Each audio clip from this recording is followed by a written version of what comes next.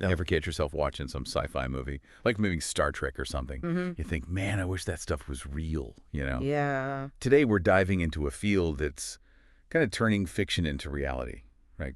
Biotelemetry. Right. I'm sure you've heard the term. Yeah. But what does it actually, mean? What is it? So, in the simplest terms, you can think of biotelemetry as having a little tiny antenna inside your body, Okay. and it's sending out all this vital information about your health. Mm-hmm. So it's the technology that lets doctors monitor your heart rate, your temperature, blood pressure, all that, remotely and as it's happening in real time. So we're talking more than just, those heart rate monitors you strap to your wrist at the gym. Totally. Yeah, way more than that. We're talking about sensors that are implanted, inside your body. Oh, wow. And these things can be incredibly tiny. Some are as small as a grain of rice. Really? Yeah, and they can gather all sorts of data from inside you. And the really cool part is that this information can be sent wirelessly to a receiver, giving doctors a real-time look into what's going on. Okay, so now that is incredible. That really is like something straight out of Star Trek. It is. And actually, speaking of Star Trek, that article you sent,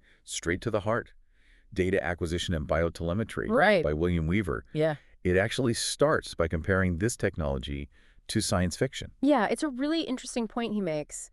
Weaver uses the example of the medical tricorder from Star Trek, which, it was this device that could, diagnose any ailment with a quick scan. Back then, it was pure fantasy, obviously. Oh, yeah. But, with biotelemetry, that kind of, instant and detailed health analysis, it's becoming more and more possible all the time. Yeah, it really is amazing. I remember reading about this thing called the heart card that Weaver talked about. Yeah. It was like a big deal in cardiac care back in the 2000s. Absolutely. It was huge. The heart card was the size of a credit card. Okay. And it let patients actually record their own ECG data, if they're having a heart attack or something. That's pretty wild. Hmm. So before that, how did doctors diagnose heart problems if they weren't already monitoring the patient, in the hospital? It was a lot tougher, that's for sure. Doctors basically had to rely on their patients describing their symptoms. Which, let's face it, isn't always the most accurate. Right. So yeah, the heart card, it was a game changer, no question. Imagine being able to actually capture a heart attack as it's happening. That kind of real-time data was, and still is, so valuable for diagnosis and treatment. Honestly, it saved a lot of lives. Wow. That's pretty incredible. So it really is, like you said, it's not just about collecting the data. It's about getting it at the right time. Absolutely. Which can, sometimes make all the difference. It really can. And the thing is, this kind of technology, it's not just for monitoring hearts, Okay. Weaver, in the article, he goes on to talk about some other, surprising ways they're using it. Even NASA's been using biotelemetry for years now. NASA... Wait, really? Inside the body? What are they, monitoring alien heart rates or something? Wait, really? Inside the body? What are they, monitoring alien heart rates or something?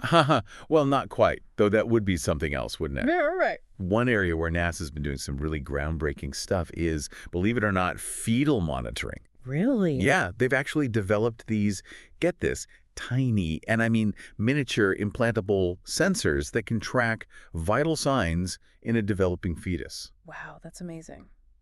But why NASA, though? Why are they interested in, fetal monitoring? It seems a little out there.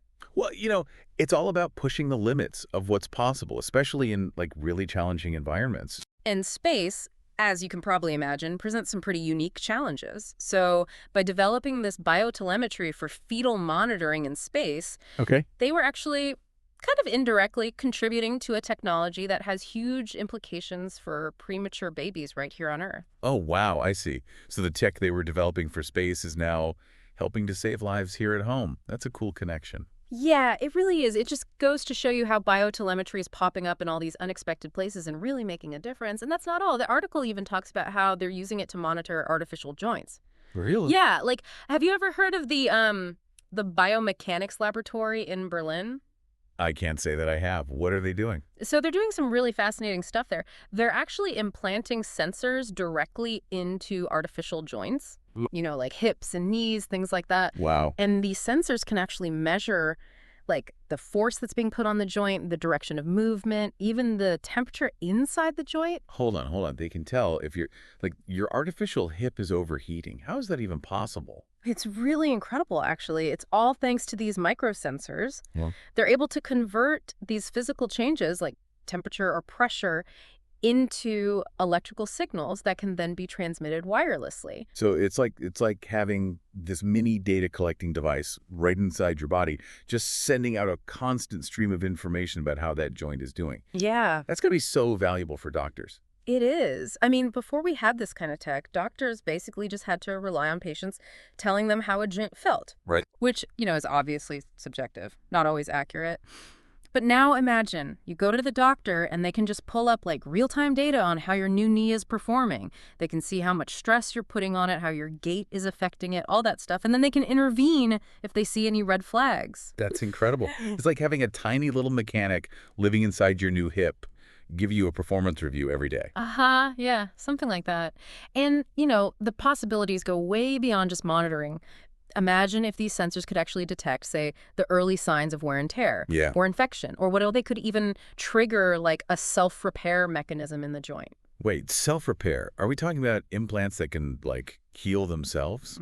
It might sound crazy, but it's not as far-fetched as you might think.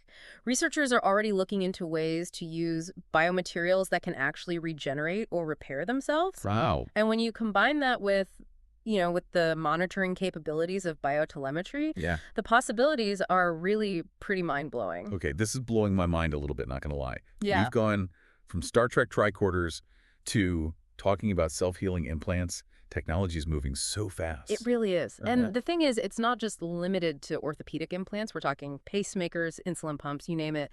Basically, any implantable device could potentially use this kind of real-time monitoring and data collection. So if we're already doing all this, what's next?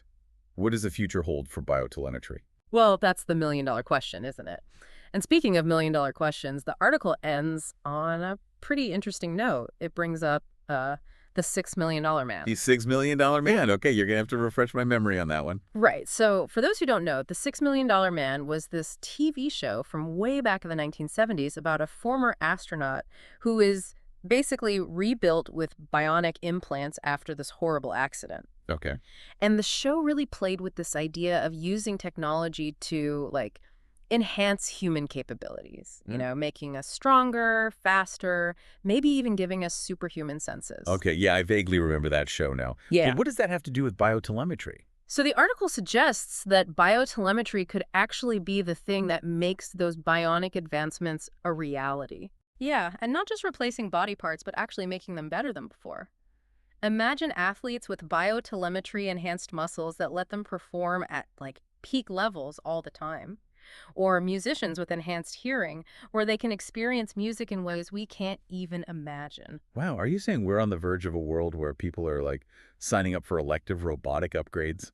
Like, getting bionic arms is going to be like getting the newest iPhone? Uh-huh. Well, it might sound like science fiction, but when you really think about how far biotelemetry has come already, is it really that far-fetched? We're already using it to monitor and regulate all these critical bodily functions.